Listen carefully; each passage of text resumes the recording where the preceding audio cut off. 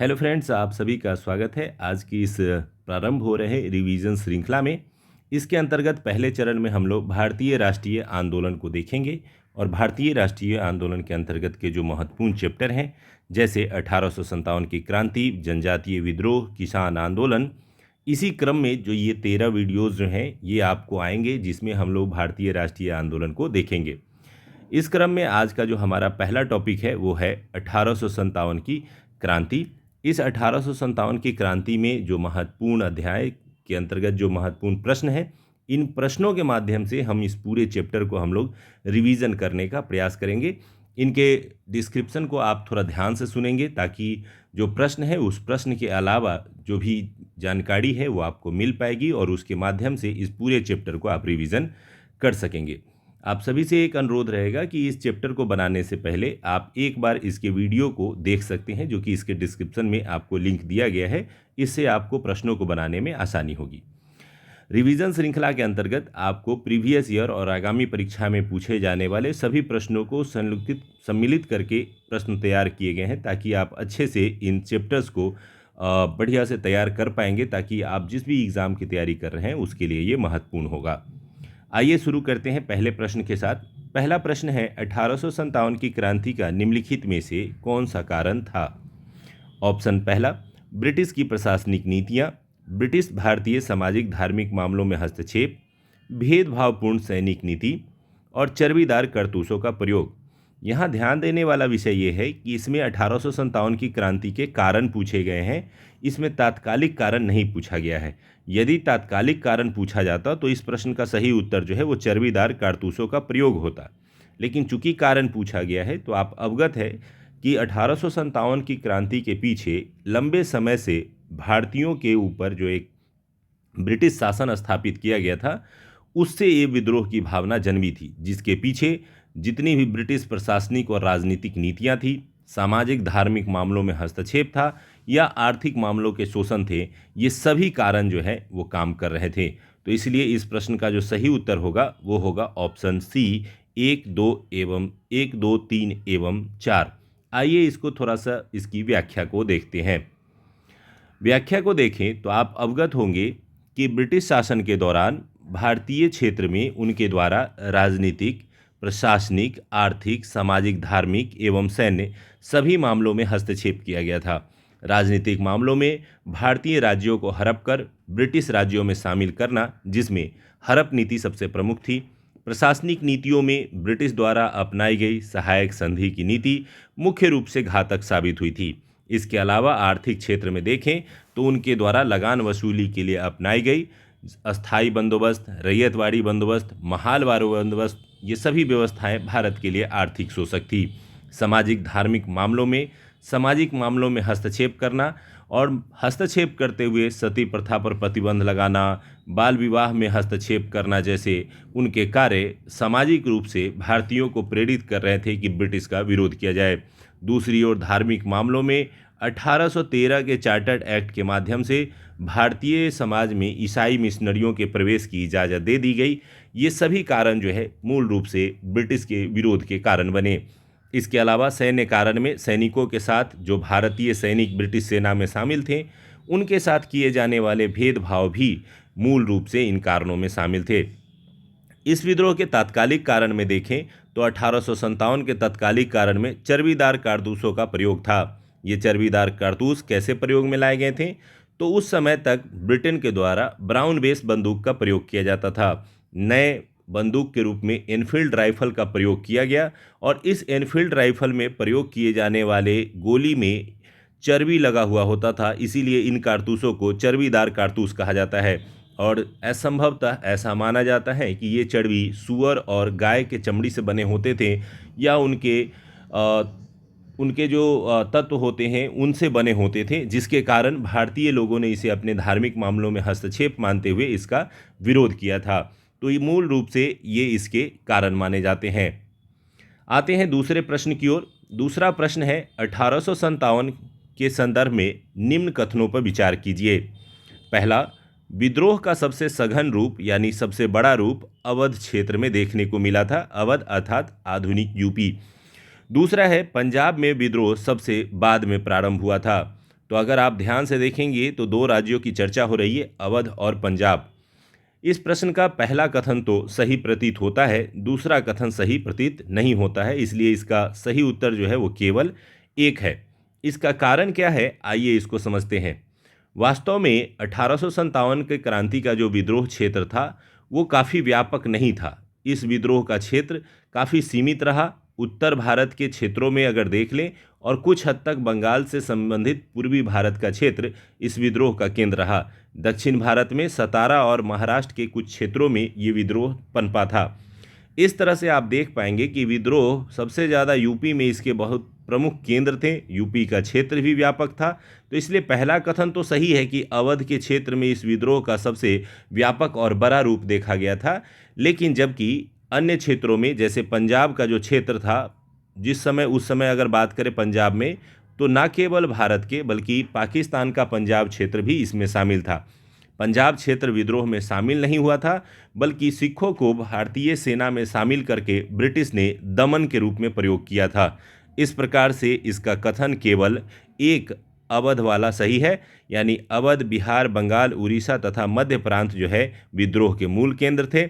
दक्षिण भारत में सतारा और महाराष्ट्र का कुछ क्षेत्र विद्रोह का केंद्र था। पंजाब 1857 के विद्रोह में शामिल नहीं हुआ था। आते हैं अगले प्रश्न की ओर। अगला प्रश्न है 1857 के क्रांति के संबंध में विद्रोही केंद्र और दमनकर्ता का मिलान सही सही करें। तो इसमें विद्रोह के केंद्रों में दिल्ली, कानपुर, झांसी और इलाहाबाद थे, जबकि दमनकर्ताओं के नाम में निकोलसन, हडसन, कैंपबेल, ह्यूरोज और कर्नल नील का नाम दिया गया है। ऐसे प्रश्नों को याद करने के लिए सबसे पहले आप ये ध्यान दें कि किन प्रश्नों के सही विकल्प आपको बिल्कुल याद है। जैसे झांसी में ह्यूरोज ने जो है झांसी की रानी का दमन किया था या वहाँ का विद्रोह को शांत कराया था। उसी तरह से दिल्ली में जो है निकोलस और हडसन ने इस विद्रोह को दमन कराया था, और कानपुर में कैंपबेल और इलाहाबाद में कर्नल नील। इस प्रकार से इस प्रश्न का सही उत्तर है कि सभी जो है सही मिलान किए गए हैं। ए विकल्प जो है वो सही प्रतीत होता है। आइए इसके विकल्प को थोड़ा सा ध्यान से देखें।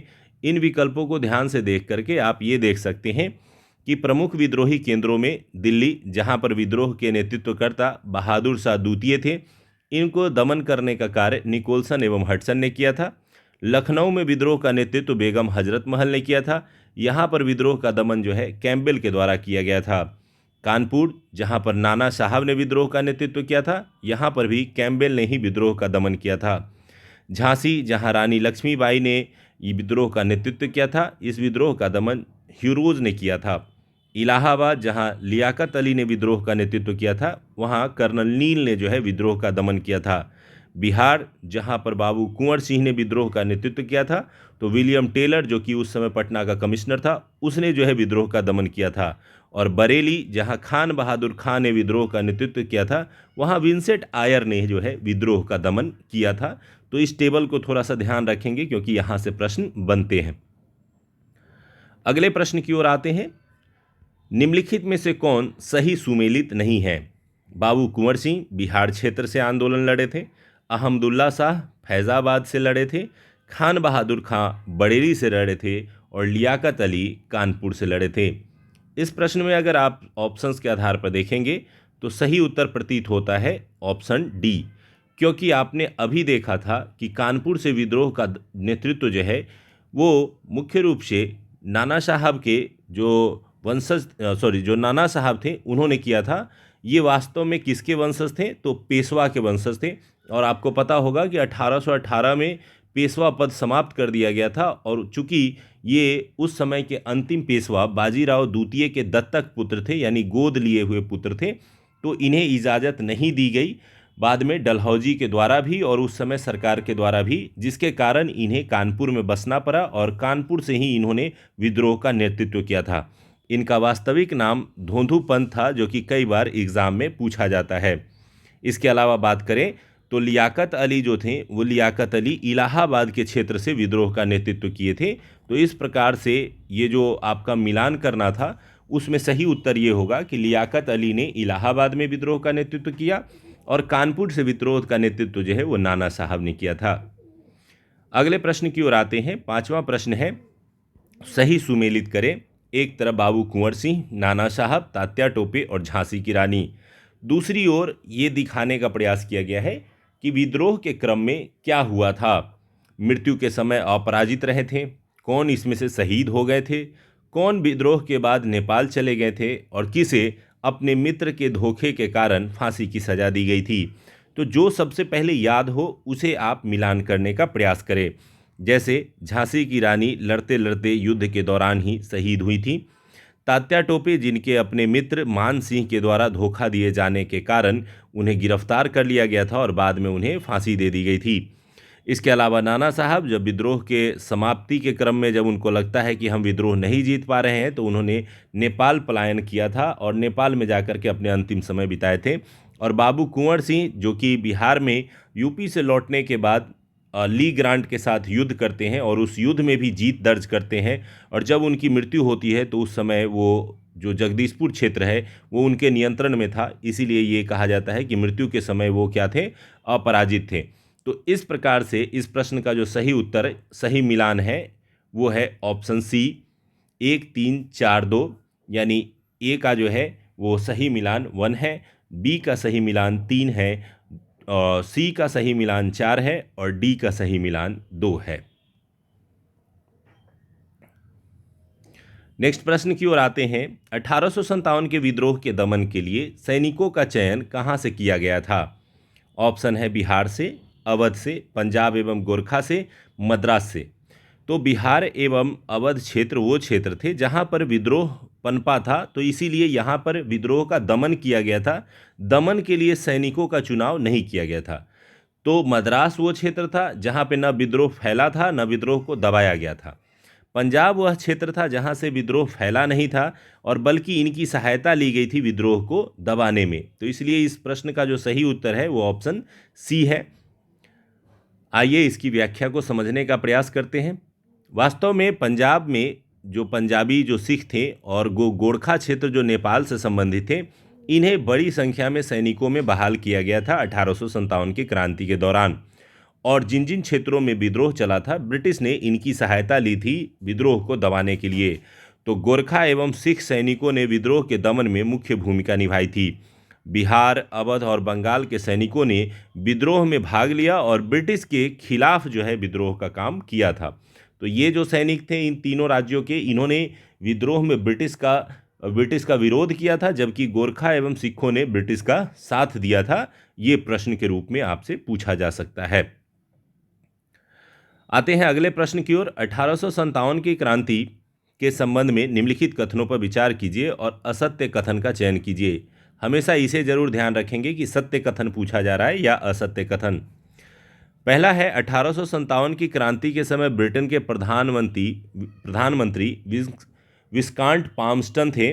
दूसरा है 1857 की क्रांति के समय भारत का गवर्नर जनरल कैनिंग था।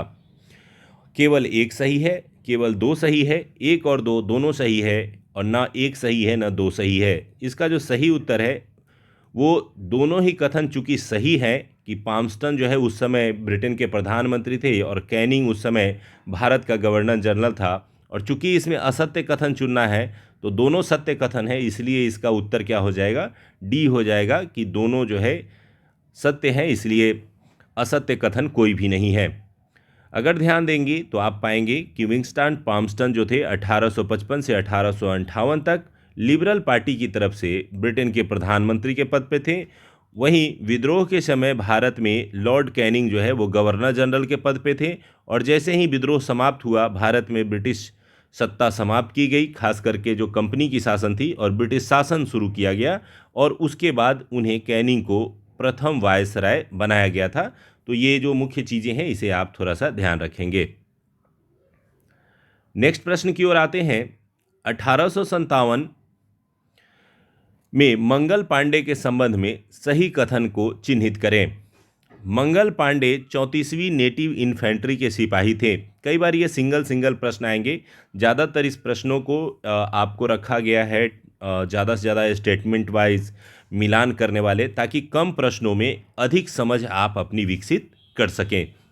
दूसरा है उन्होंने चर्बीदार कारतूस के विरुद्ध बगावत की थी।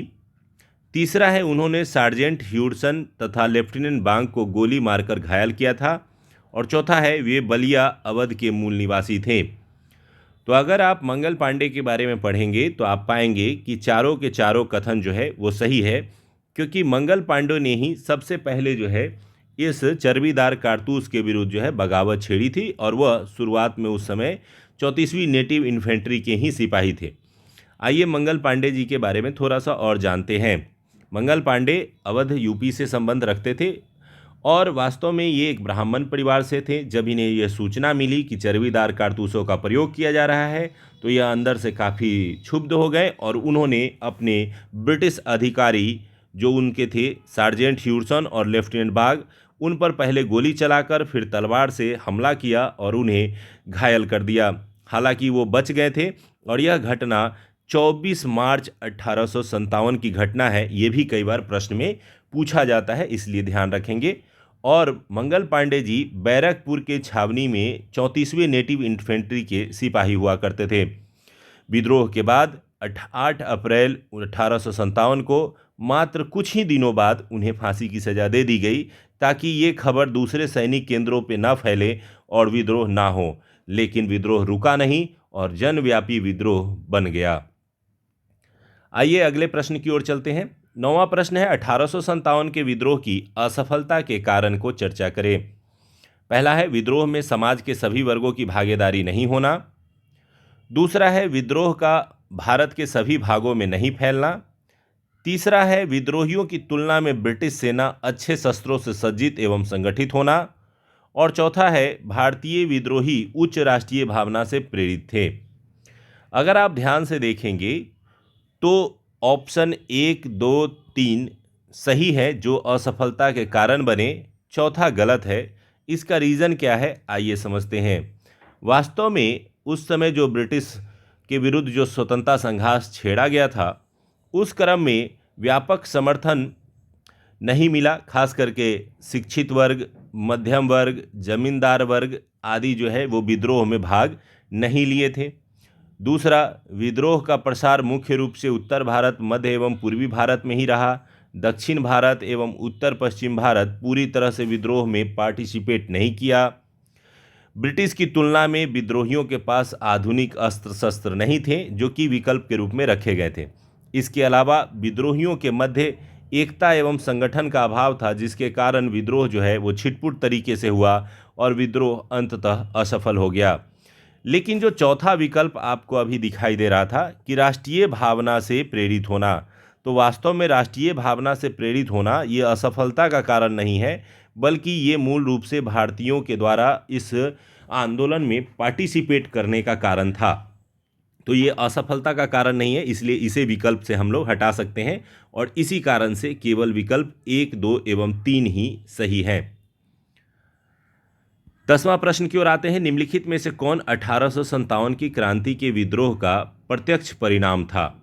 अब यहाँ पे चूंकि इसमें ऐसे प्रश्नों को समन्वित किया गया है जिसमें कारण, असफलता के कारण, स्वरूप, परिणाम सभी से प्रश्न पूछे जाएंगे। तो यहाँ पूछा जा रहा है कि प्रत्यक्ष परिणाम क्या था?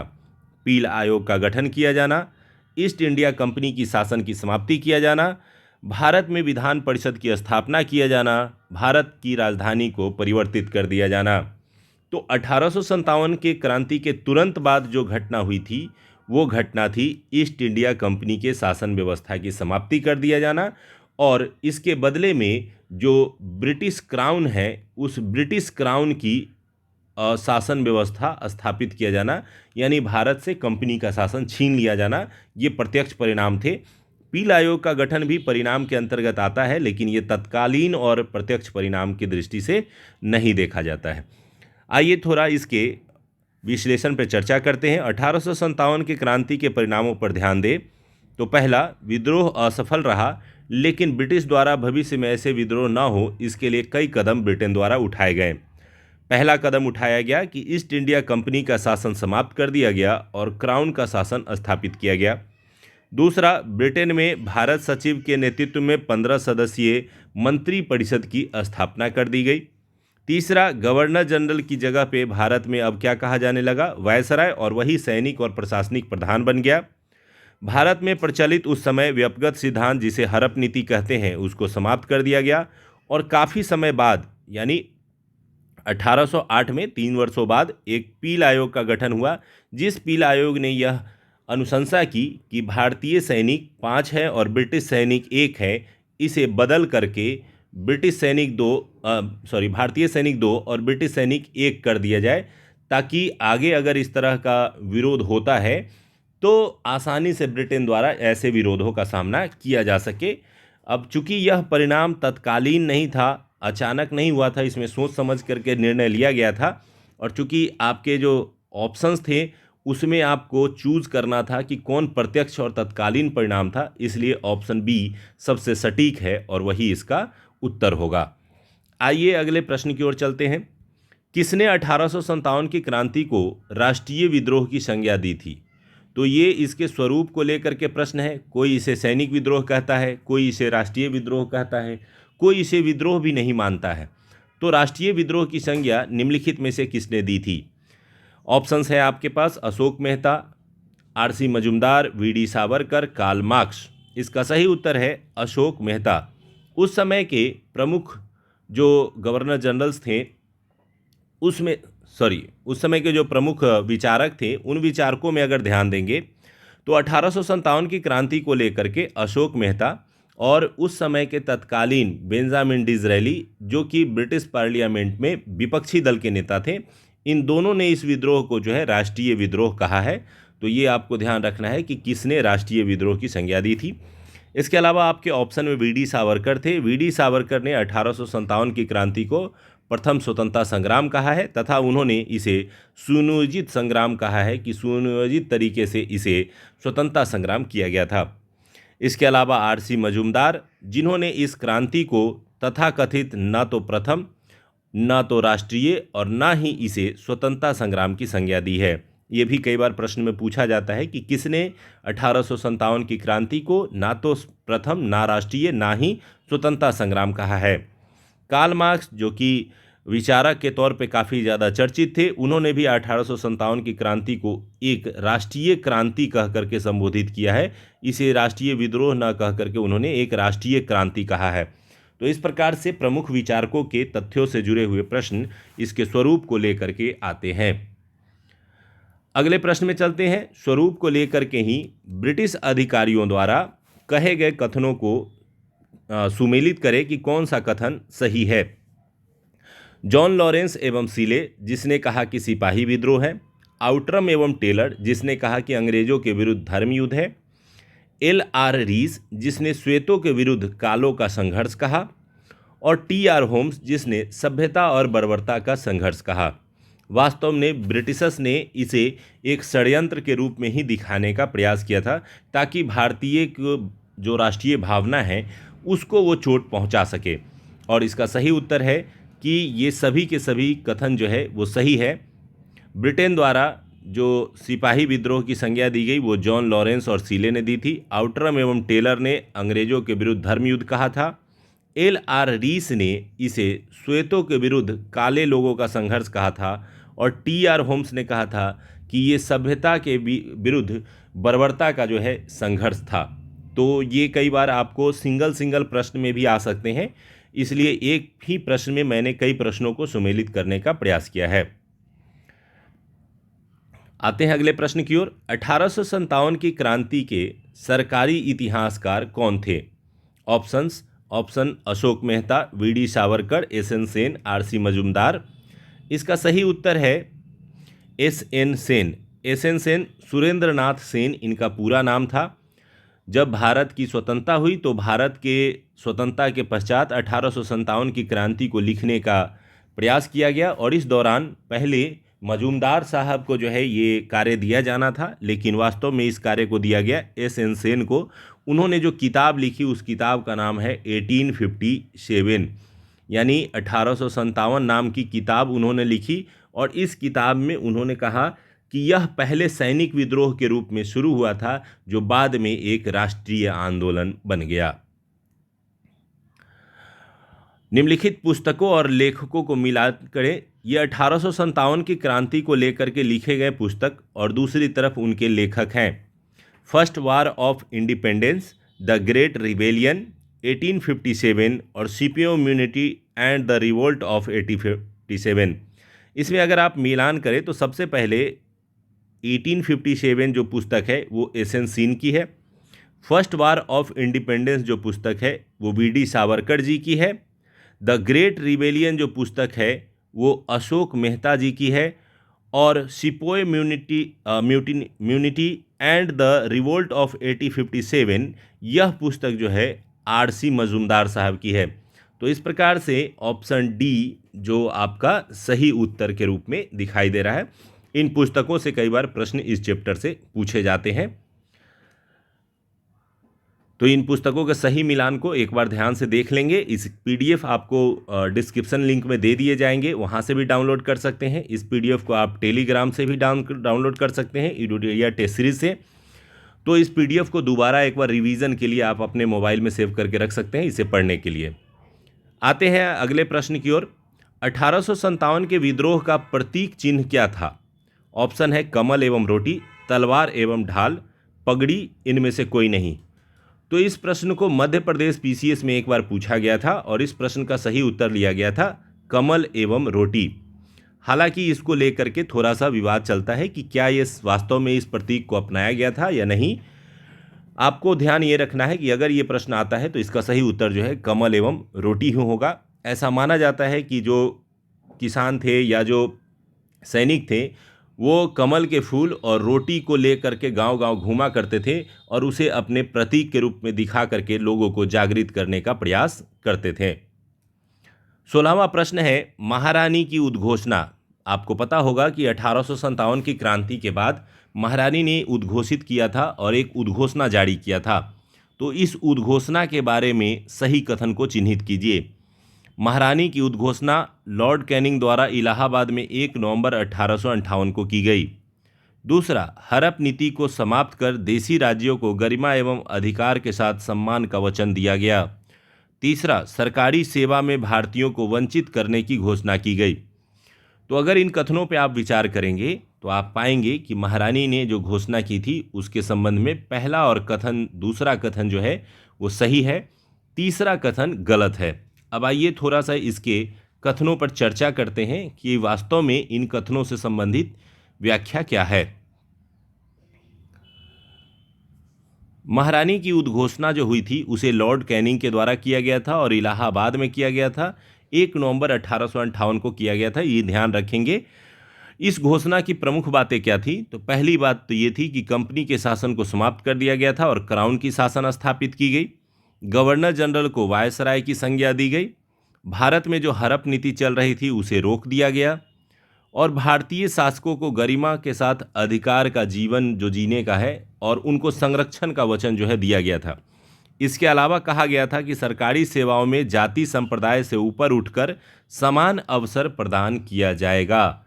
तो इसी के आधार पे अगर आप देख सकते हैं कि ये जो तीसरा विकल्प था कि सरकारी सेवा से भारतीयों को वंचित किया जाएगा, ऐसा उन्होंने नहीं कहा था। इसीलिए उत्तर जो तीसरा है वो सही नहीं है और केवल 1 एवं 2 सही उत्तर होंगे। आते हैं 17वें प्रश्न की ओर। किसने 1857 की क्रांति में ब्रिटेन का साथ दिया था? सिंधिया, होलकर, निजाम, जोधपुर के राजा। तो ब्रिटेन के आपने पढ़ा था अभी थोड़ी देर पहले कि ब्रिटिश के विरुद्ध आपको मुख्य रूप से अवध, बिहार, बंगाल, दिल्ली के आसपास का क्षेत्र ये प्रमुख क्षेत्र थे जो विरोध में थे। इसके अलावा भारत के अधिकांश भागों के राजा और जमींदारों ने ब्रिटेन का ही साथ दिया था। तो इसी कारण से ये चारों ऐसे राजवाड़े थे जिन्होंने ब्रिटेन को सहयोग प्रदान किया था। अब ये ध्यान रखेंगे कि 2 तरह से सहयोग दिए गए थे। पहला सहयोग क्या था कि पटियाला राज्य और अफगानिस्तान तथा नेपाल ने अंग्रेजों को आर्थिक सहायता तक दी थी और निज़ाम, होलकर, सिंधिया, जोधपुर के राजा और सिखों ने विद्रोह के दमन में ब्रिटिश का साथ दिया था। तो किन क्षेत्रों ने ब्रिटिश के अगेंस्ट में विद्रोह किया था और किन क्षेत्रों ने ब्रिटिश का साथ दिया था, इनसे संबंधित प्रश्न आपसे पूछे जाते हैं। नेक्स्ट आते हैं 1857 की क्रांति के समय ब्रिटिश सेना का आपातकालीन मुख्यालय कहाँ बनाया गया था? ऑप्शन है पटना, कानपुर, इलाहाबाद, दिल्ली। इसका सही उत्तर जो है वो है इलाहाबाद। चूंकि अवध क्षेत्र सबसे ज़्यादा प्रभावशाली था उस समय, तो उस क्षेत्र के विद्रोह के दमन करने के लिए दिल्ली से हटा करके कुछ समय के लिए एक आपातकालीन मुख्यालय बनाया गया था, और वो बनाया गया था इलाहाबाद में। यहीं से ब्रिटिश सेना द्वारा विद्रोह को नियंत्रित करने का प्रयास किया गया था। यह कथन किससे संबंधित है? एक ऐसी महिला जो विद्रोहियों के बीच एकमात्र पुरुष थी। रानी चिन्नम्मा, रानी लक्ष्मीबाई, बेगम हजरत महल, इनमें से कोई नहीं। इसका सही उत्तर है रानी लक्ष्मीबाई। रानी लक्ष्मीबाई मणिकर्णिका के नाम से जानी जाती थी, और इनके विरुद्ध जनरल ह्यूरोज ने जो है विद्रोह किया था और उनके विद्रोह को दबाने का प्रयास किया था। और इसी क्रम में जब अंत में वो रानी लक्ष्मीबाई पर विजय प्राप्त करती हैं, तो वो रानी लक्ष्मीबाई के संबंध में एक स्टेटमेंट देती है। अर्थात ये जो कथन है ये ह्यूरोज के द्वारा कहा गया था, और किसके संबंध में कहा गया था? तो रानी लक्ष्मीबाई के संबंध में कहा गया था। थोड़ा सा आइए जानते हैं। तो रानी लक्ष्मीबाई ने झांसी का नेतृत्व किया था। 1853 में झांसी को दत्तक पुत्र, जो उनके दामोदर राव दत्तक पुत्र थे, उनको स्वीकार नहीं किया गया, जिसके बाद जो है उनके क्षेत्र को हड़प लिया गया था। लक्ष्मीबाई ने इस हड़पे जाने के विरुद्ध जो है घोषणा की थी कि मेरी झांसी कोई नहीं ले सकता, मैं अपनी झांसी नहीं दूंगी। इसके बाद झांसी से उन्होंने विद्रोह किया। जनरल ह्यूरोज के प्रभाव के कारण उन्हें झांसी छोड़ना पड़ा, और वो चली गई ग्वालियर। ग्वालियर से उन्होंने सिंधिया क्षेत्र के ऊपर अधिकार करते हुए वहाँ से विद्रोह किया। अंततः जनरल ह्यूरोज से वो पराजित हुई और शहीद हो गई, और इस दौरान उनकी समाधि स्थल भी ग्वालियर में मौजूद है। और बाद में जनरल ह्यूरोज ने विजय प्राप्त करने के बाद उक्त कथन ये कहा था कि ये जो महिला है, ये ऐसी महिला है जो विद्रोहियों के बीच एकमात्र पुरुष थी। तो यानी उनकी वीरता को दिखाने के लिए ये कथन जो है जनरल ह्यूरोज की तरफ से निकल करके आया था। 1857 के विद्रोह में दिल्ली का वास्तविक नेतृत्व किसने किया था? ऑप्शन है बहादुर शाह द्वितीय, नाना साहब, बख्त खां, अजीमुल्ला खां। यहाँ आपको बख्त खां भी उत्तर देखने को मिल सकता है और बहादुर शाह द्वितीय भी, लेकिन चूंकि इसमें लगा हुआ है वास्तविक नेतृत्व, तो इसलिए इस प्रश्न का उत्तर होगा बख्त खां। अगर इस प्रश्न में सिर्फ ये पूछा जाता कि दिल्ली से किसने नेतृत्व किया, तो दिल्ली के नेतृत्वकर्ता या मुगल बादशाह उस समय कौन हुआ करते थे? बहादुर शाह द्वितीय हुआ करते थे, जिन्हें बहादुर शाह जफर भी कहा जाता था। और इन सेनापति थे प्रधान सेनापति, जिनका नाम था बख्त खां, और इसी बख्त खां ने जो है दिल्ली का वास्तविक नेतृत्व किया था। इसका रीज़न था कि जो बहादुर शाह द्वितीय थी उनकी उम्र जो है 70 साल से अधिक थी, जिसके कारण उन्होंने विद्रोह का नेतृत्व करने के लिए अपने कमांडर इन चीफ बख्त खां को निर्देशित किया, और उसी ने सैनिकों को नेतृत्व प्रदान किया था। हालांकि दिल्ली के विद्रोह के दौरान हडसन के द्वारा और निकलसन के द्वारा जो विद्रोह का दमन किया गया, तो उसके बाद बख्त खां को जो है वहाँ से दिल्ली छोड़ना पड़ा। दिल्ली छोड़ने के बाद वो लखनऊ आ गए, और लखनऊ में विद्रोह चलाया। विद्रोह फिर भी यहाँ भी असफल हुआ। उसके बाद उन्हें नेपाल जाना पड़ा, और 13 मई 1859 को बख्त खां की मृत्यु हो गई। नेक्स्ट प्रश्न में आते हैं। 1857 के विद्रोह के प्रारंभ के संबंध में सही कथन चुनिए। विद्रोह का प्रारंभ मेरठ में तीसरी नेटिव घुड़सवार सेना ने किया। विद्रोह का प्रारंभ 10 मई 1857 से माना जाता है। अब ऑप्शन क्या एक सही है? केवल दो सही है। एक एवं दो दोनों सही है, ना तो एक ना तो दो सही है। तो इस कथन में सही उत्तर है कि दोनों ही कथन सही है। दोनों कथन कैसे सही है, आइए समझते हैं। वास्तव में 1857 की क्रांति की शुरुआत 10 मई 1857 से मानी जाती है और मेरठ से मानी जाती है। यही इसका सही उत्तर है। हालांकि तत्कालीन जो कारण था चर्बीदार कारतूस, उसको लेकर के मार्च में ही घटनाएं जो हैं वो आपको देखने को मिली थी बैरकपुर में, लेकिन प्रश्न की दृष्टि से यही माना जाता है कि 1857 का प्रारंभ जो है क्रांति का, ये मेरठ से हुआ था। मेरठ में क्या हुआ था कि सैनिकों ने चर्बीदार कारतूस के प्रयोग से मना कर दिया, जिसके बाद लगभग 85 सैनिकों को जो है जेल में बंद कर दिया गया ब्रिटिशर्स द्वारा। यहीं पर भारतीय सेना के 3 टुकड़ी थी, जिसमें 3rd घुड़सवार सेना, 20वीं पैदल सेना और 11वीं पैदल सेना, ये 3 सेनाओं ने क्या किया, विद्रोह करते हुए जितने भी सैनिक उन जेलों में बंद कर दिए गए थे उन सभी कैदियों को छुड़ाते हुए, और जो शस्त्रागार थे जहाँ पर बंदूकें और बम रखे गए थे उनको उन्होंने लूट लिया। और इस घटना से ही इस 1857 की क्रांति का प्रारंभ माना जाता है। लूटने के बाद सैनिकों ने दिल्ली की ओर प्रस्थान किया। 11 मई को वो दिल्ली पहुंच गए और दिल्ली में बहादुर शाह को अपना नेता घोषित किया, और यहीं से 1857 की क्रांति शुरू हो गई थी। इसीलिए 10 मई की घटना को ही 1857 की क्रांति का प्रस्थान बिंदु या प्रारंभ बिंदु माना जाता है। अगले प्रश्न में आते हैं, निम्नलिखित में कौन सही सुमेलित नहीं है? तो यहाँ सुमेलित नहीं है उसका चुनाव करना है। ग्वालियर से तात्या टोपे ने लड़ा था, बरेली से खान बहादुर ने लड़ा था, मेरठ से कदम सिंह ने लड़ा था, और संभलपुर से नारायण सिंह ने लड़ा था। ये कुछ स्थानीय क्षेत्र हैं जहाँ से विद्रोह के कुछ नेता निकल करके आए थे। इस प्रश्न का सही उत्तर है ऑप्शन डी, संभलपुर से नारायण सिंह ने नहीं लड़ा था, इसलिए ये सुमेलित नहीं है। बाकी तीनों जो है वो सही सुमेलित है। आइए कुछ क्षेत्र जो छोटे छोटे क्षेत्र थे वहाँ से किसने लड़ा था उसको देखते हैं।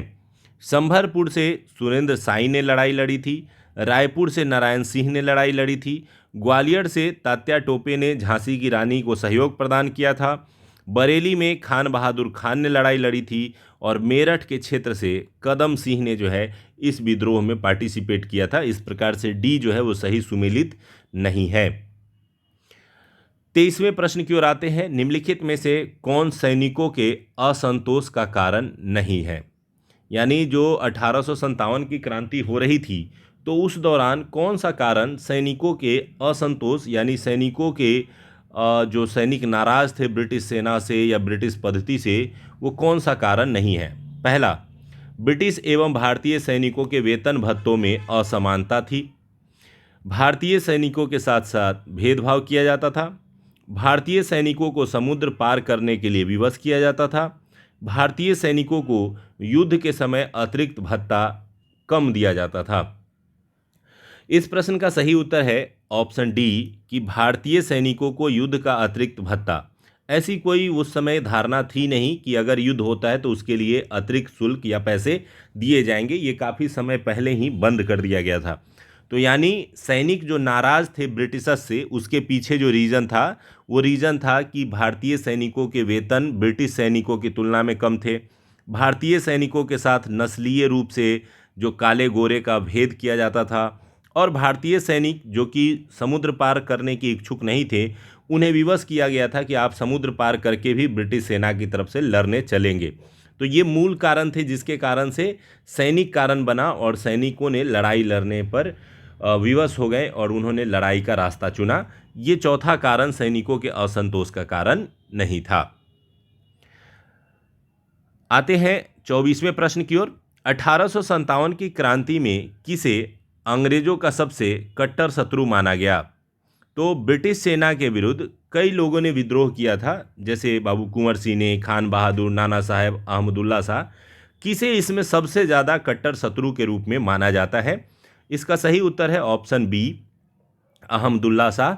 अहमदुल्ला शाह को इसलिए माना जाता है, ऐसा माना जाता है कि अहमदुल्ला शाह ने एक प्रकार की जिहाद का नारा दिया था जिसके तहत उन्होंने फैज़ाबाद क्षेत्र से जो है ब्रिटिश का विरोध किया था।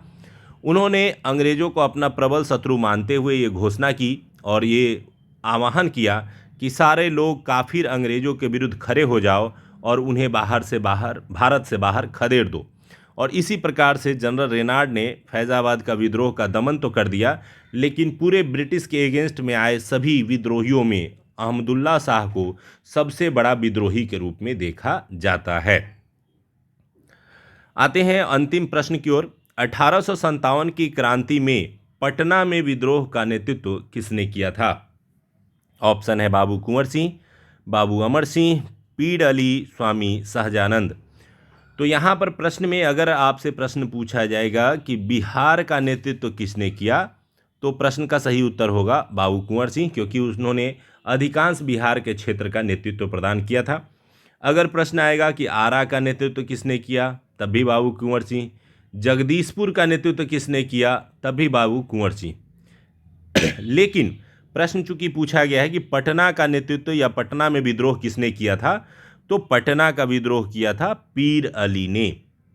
इसका सही उत्तर जो है वो कौन है? पीर अली है। पीर अली कौन थे, आइए थोड़ा सा जानते हैं। तो वास्तव में पीर अली जो थे 1857 के क्रांति के समय पटना में जो है एक पुस्तक विक्रेता थे। लेकिन जब विद्रोह की शुरुआत बिहार में रोहिणी क्षेत्र से हुई थी, जो कि वर्तमान में जो है वो झारखंड में पड़ता है, वहाँ के सैनिकों ने जब विद्रोह किया था तो उस विद्रोह से प्रेरित होकर के पटना में पुस्तक विक्रेता पीर अली ने जो है विद्रोह की शुरुआत कर दी। उसने पटना में अफीम एजेंट, उस समय के जो अफीम एजेंट हुआ करते थे AR लॉयड, उसकी हत्या कर दी और विद्रोह की शुरुआत कर दी।